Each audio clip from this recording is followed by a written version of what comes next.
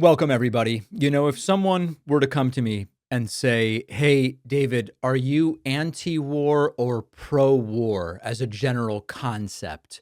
Of course, it's a very abstract question, but I would consider myself anti war in the sense that my instinct, my preference is to see diplomacy as a much better option than war, and to see war as an only when necessary sort of thing.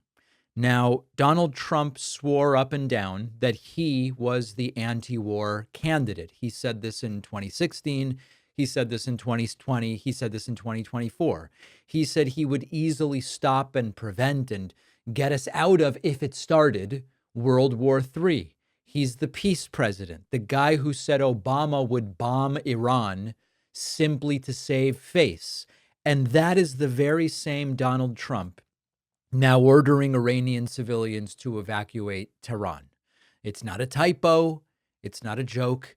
It's the president of the United States warning a foreign capital that the military might be coming and very hard. Now, of course, the context here is that over the weekend, Israeli warplanes struck inside of Iran, and this triggered a very deadly exchange between Iran and Israel. Hundreds of missiles fired, some striking near American diplomatic zones in Israel, Israel doubling down. And the question is, where is Trump going to land on this whole thing? And Trump is now sort of generating his own Tom Clancy reboot, flying back from the G7 summit, issuing pretty thinly veiled threats and urging Iran to surrender. But I do think it's important to remember the context. And this is the guy who once tweeted a bunch of stuff about what Obama was going to do to Iran simply to boost his poll numbers. We'll get to that. But I want to first remind you, this is a nice little montage from Patriot Takes on X. Some of the times that Trump told us he's the guy who will prevent World War III. He's the real anti-war candidate. Speaking of World War III, I'll keep you out of World War III. What would happen if we had a war? We won't, with me, but you will have World War III, I believe, without me, but we won't have. I will be sure that World War III will not happen. I'm the only one can say it won't happen. But I stand here today, and I'm the only candidate who can make this promise. I will prevent, and very easily, World War III, very easily. And there you have it. Now, relevant prior tweets, as there often are with Donald Trump, just a few from when Barack Obama was president. Donald Trump tweeting, "Now that Obama's poll numbers are in tailspin, watch for him to launch a strike in Libya or Iran. He is desperate." Trump previously tweeting, quote, "I predict that President Obama will at some point attack Iran in order to save face." Donald Trump, while Obama was president, tweeting, quote, "Remember what I previously said, Obama will someday attack Iran in order to show how tough he is." Obama! Right. Now, back then, Trump was accusing Obama of being a warmonger. And now all of a sudden, Trump finds himself knee deep in this Israeli military campaign, saying he might have to take necessary action, moving American assets into the region, daring Iran to come back to the negotiating table with a fist raised rather than a hand extended. And the kicker here is this entire firestorm really started when Trump tore up the Iran nuclear deal in 2018, Obama's deal. Not a perfect deal, but at the point that Trump ripped it up, it had been an effective deal. It was keeping, as far as all the evidence shows, it was keeping Iran's nuclear ambitions in check. Now, there are broader conversations to have, like, for example, who is anyone to tell Iran that it can't have nuclear weapons when other countries do? Okay, that's a question. That's a question on which reasonable people can debate and argue and make different points and come down on different sides.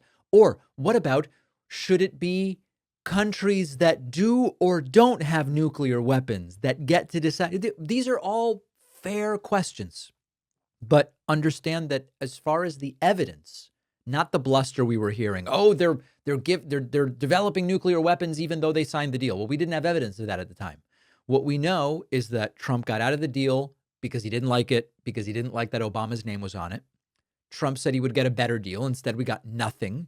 And of course, Iran did the obvious, predictable, logical thing. I said it the day Trump ripped up the deal. Go back to my videos from that era and check it out. The logical thing, whether you do a game theory analysis or however you want to slice and dice it, of course, when Trump unilaterally rips up a deal that Iran had not violated, Iran will go back to nuclear work. And this has now led, after a bunch of claims, promises, and statements from Trump over many years, to missiles flying once again. So we have Trump, the so-called peace president, pouring gasoline on a powder keg. So we're not seeing restraint. We're certainly not seeing diplomacy. It's the sort of nonsensical foreign policy that Trump claims that he is against, and it's wrapped up in, stars and stripes sort of stuff. So there's a desperation here. Wall Street is rattled. Oil markets aren't thrilled. As we speak right now, oil is, where is oil? I can't find it. I should have had it ready. I don't know where oil is. Not that oil is the number one thing. It's really just a proxy to understand the expectations about certainty versus uncertainty. And so then we go to Capitol Hill, and then you even have some Republicans saying war powers resolution. They're talking about that.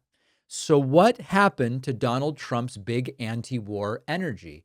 Well, he never really meant it. Much as I've been telling you now for a decade, all of the positions that Donald Trump and MAGA have staked out are born out of convenience and out of what can I use to pull myself one rung higher to the promised land of winning an election. I'm anti-war until I'm not, right? I'm against government intervention in businesses until intervention is convenient. And so what we're left with is a president who once was warning about wag the dog type politics, and he's now starring in the sequel of sorts. Warn about Iran, tear up Obama's legacy, start a war to distract from disaster at home. It's all on the table now. And it's important to understand that Trump built this sort of highway right back into this situation. And if this does spin into a wider war, we've just got to remember the tweets, remember the bragging, remember the irony, remember the promises, because Trump so far doesn't seem like the guy to stop, quote, World War III. And he might be writing the first chapter in the book, World War III. And that's where we are as far as the deal that is no deal. But we've got to also talk about what happened at the G7. I want to introduce you to an amazing tool that has helped a huge number of people reach their health goals. It is called Lumen, and it's the world's first handheld metabolic coach. It's a device that measures your metabolism through your breath, and on the app, it'll tell you, are you burning fat or carbs, and give you tailored guidance to improve nutrition, workouts, even stress management. Your metabolism is like the engine of your body, how you turn food into fuel. And because your metabolism is at the center of everything your body does, optimal metabolic health can translate to many benefits, including easier weight management and improved energy levels and fitness results. It's a long list. Lumen gives you recommendations to improve metabolic health based on the context of your breath measurement, whether that's first thing in the morning, before and after meals or workouts. And you can get 20% off your Lumen by going to lumen.me/Pacman. The link is in the description.